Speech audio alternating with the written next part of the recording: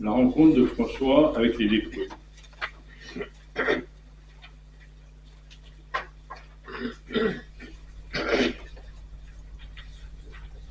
François d'Assise écrit dans son testament, à la fin de sa vie, donc à peu près un an avant de mourir, relisant sa vie, il nous dit « Le Seigneur me donna ainsi à moi, frère François, de commencer à faire pénitence. Comme j'étais dans les péchés, il me semblait extrêmement amer de voir des lépreux. Et le Seigneur lui-même me conduisit parmi eux, et je fis miséricorde avec eux. Et en m'en allant de chez eux, ce qui me semblait amer fut changé pour moi en douceur de l'esprit et du corps. Et après cela, je ne restais que peu de temps, et je sortis du siècle. » Cette rencontre de François est le signe principal de sa conversion, du moins le moment de la rupture. François change de vie, il sort du siècle. Comme on disait à l'époque, il rentre en religion. Une conversion brutale sous la conduite du Seigneur. Je retiens plusieurs choses. Le Seigneur me donna à moi de commencer à faire pénitence. La vie de François était quand même assez extravagante, assez mouvementée. Il était surnommé, élu par ses pairs, des jeunes bourgeois d'Assise, comme le roi d'Assise.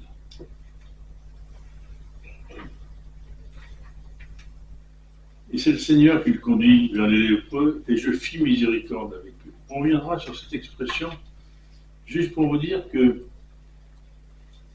si on prend le bon samaritain dans une autre traduction que celle de la Bible liturgique, celle de la Bible de Jérusalem, la réponse du docteur de la loi à Jésus, quand Jésus lui demande mais qui a exercé ce qu'il fallait faire, qui est celui qui s'est fait proche? C'est celui qui a exercé la miséricorde envers lui. Voilà, c'était pas voulu au départ, mais deux moments qui se rencontrent. Voilà. Je fis miséricorde avec eux, c'est ce qui va un peu tout du long de cette intervention, être le fil rouge.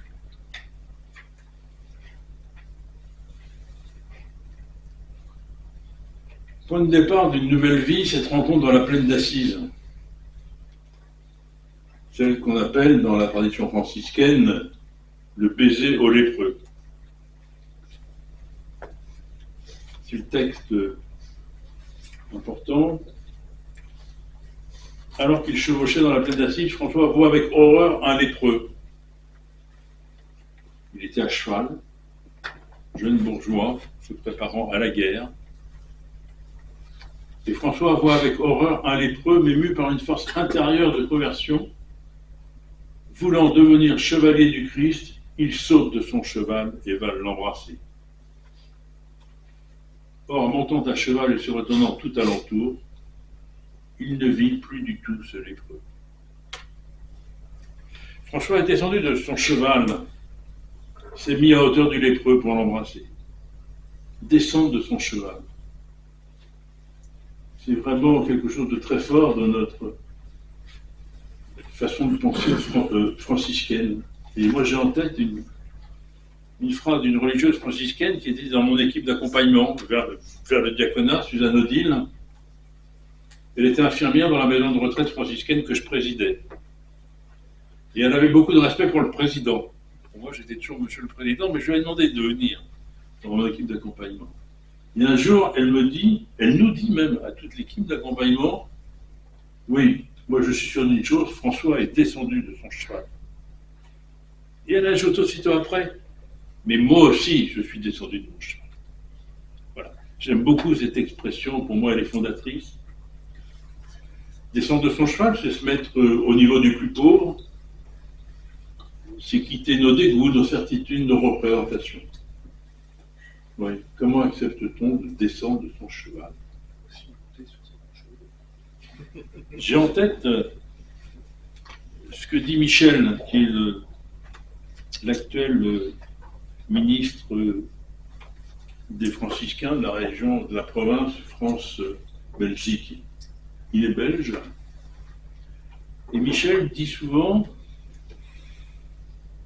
quand je vais rencontrer quelqu'un dans la rue, il fait beaucoup de maraude, la première chose que je fais, c'est me mettre à la hauteur de celui qui est par terre. Je m'accroupis. Lui aussi, il accepte de descendre de son cheval.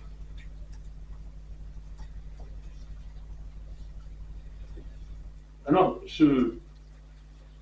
on reviendra sur cette vignette.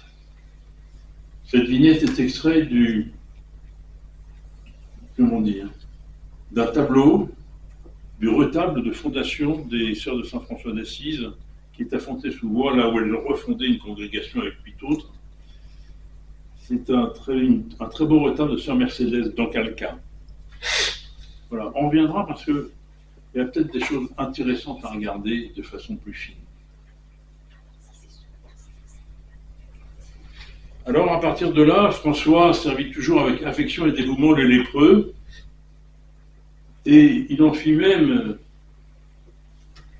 une règle de vie pour ses frères, en disant, pour l'amour du Christ, qui pour nous voulut le considérer comme un lépreux. Toujours François, dans la figure du lépreux, a rencontré le Christ. Un jour, et c'est le texte que vous avez dans votre dossier, François, se trouvant dans un lieu d'accueil des lépreux avec des frères, est confronté à un lépreux si impatient, si insupportable et si arrogant que chacun était persuadé qu'il était possédé du démon. Une autre version de ce texte, on l'a en deux fois, d'une part dans Fureti 25 et d'autre part dans Actus 28. On parle d'un lépreux si pur. Personne ne pouvait s'en approcher. Aucun frère ne voulait en prendre soin. Les frères avaient même décidé de l'abandonner complètement.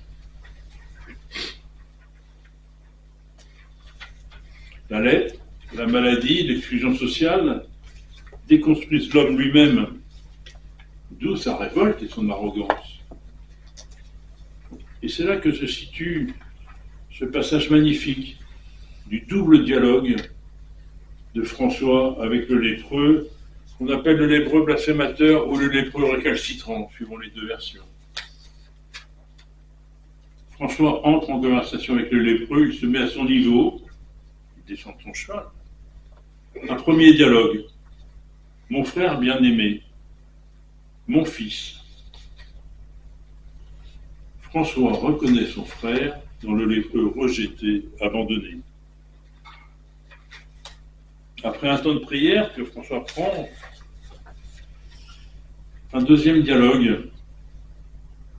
Le lépreux lui dit, que pourras-tu me faire de plus que les autres, ceux qui m'ont abandonné, ceux qui m'ont rejeté? François lui dit, ce que tu voudras, je le ferai. Et le lépreux lui dit, je veux que tu me laves tout entier, car je pue si fortement que je ne peux pas me souffrir moi-même.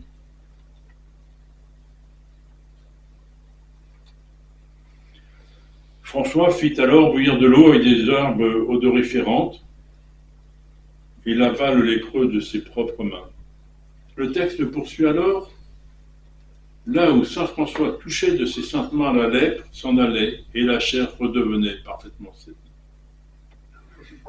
Et comme la chair commençait à guérir, l'homme commençait de même à guérir.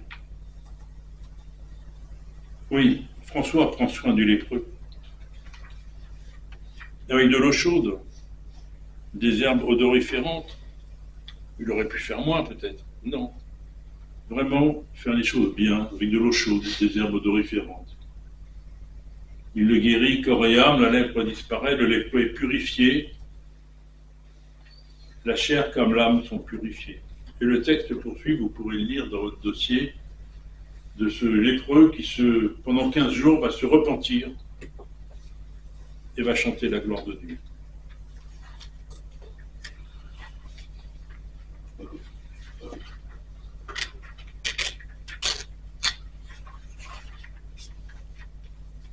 Et François, dans ce corps à corps difficile, reprend là des paroles et des attitudes du Christ. J'aime beaucoup ce bronze là, que j'ai photographié sous toutes ses facettes. C'est un bronze qui est sur le parvis de l'église de Rivo-Torto, en bas de la colline d'Assise. Comme fait Rico, Jésus et Bartimée, Marc 10. Jésus qui dit à l'aveugle, que veux-tu que je fasse pour toi? François et les lépreux, ce que tu voudras, je le ferai. J'avais écrit dans la revue en janvier, reprenant déjà une méditation sur ce texte.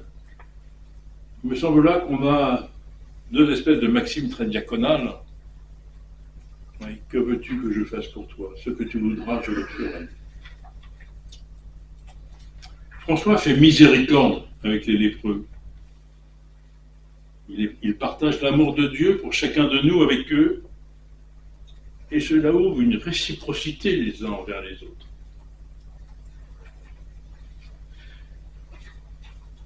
Et je crois qu'il est intéressant de s'attarder sur « je fis miséricorde avec eux ». L'ancienne traduction de ces textes, du Testament de François, notamment celle qu'on appelle celle du Totum de 1968, ou même celle de Voreux auparavant, disait « je leur fis miséricorde ». Comme nous dirions « je leur fis la charité ». Voilà, non. La nouvelle traduction est plus juste, plus ajustée, et me semble plus porteur de sens. Avec eux, je fis miséricorde. Je fis miséricorde avec eux. Cette relation de réciprocité.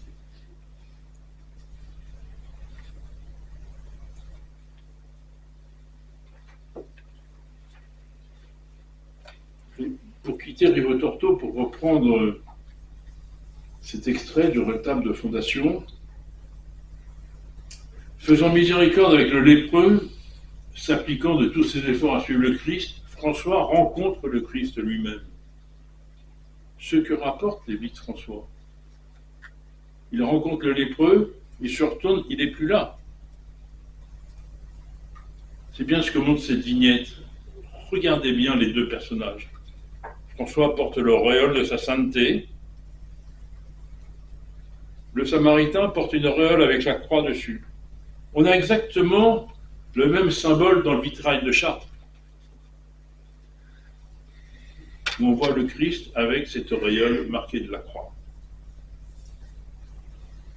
Et je crois, et j'en ai déjà parlé avec Jean-Yves, donc il ne sera pas surpris, dans le dernier diaconat aujourd'hui, en décembre, Jean-Yves Martin, qui est ici, c'est le délégué d'Eredax, il est aumônier de prison, et il dit dans son texte, nous venons en prison pour rencontrer le Christ. Vous voyez comment ça matche bien, à 8 siècles de distance. Bien sûr, on a tous en tête Matthieu 25.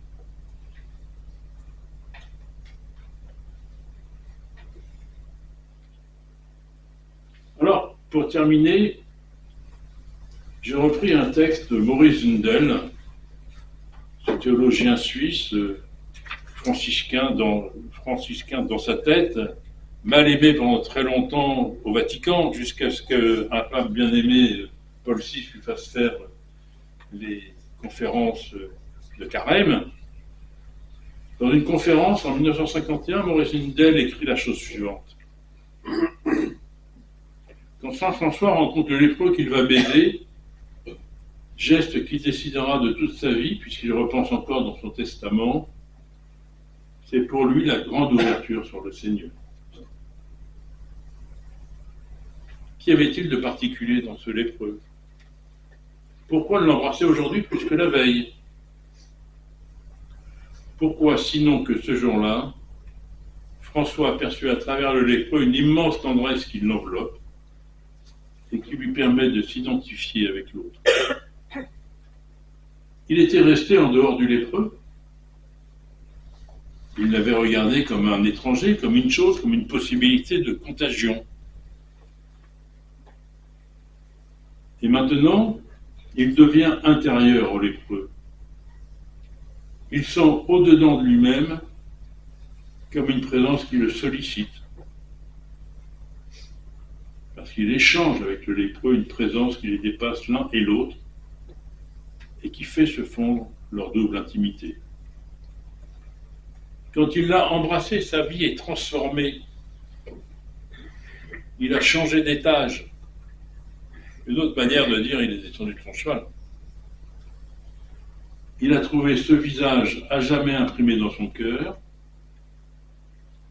Il est entré dans ce dialogue où notre intimité se constitue, le dialogue existentiel par excellence. Il a trouvé l'autre en soi. Il a trouvé le sujet majuscule avec lequel le sujet minuscule est confronté.